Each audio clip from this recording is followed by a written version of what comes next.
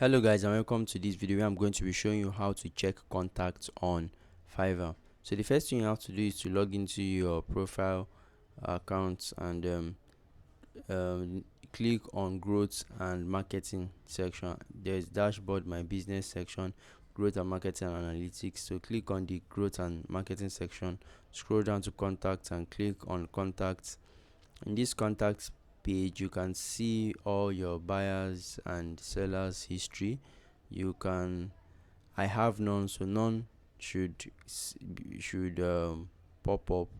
But if you've had any, since this is a new account, so I have none. So but if you have any, you would see all of them carefully listed here, and you can go through each of them to find out, or you can what you're looking for. You can easily just search for it here.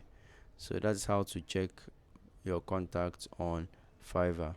Let me know what you guys think in the comment section.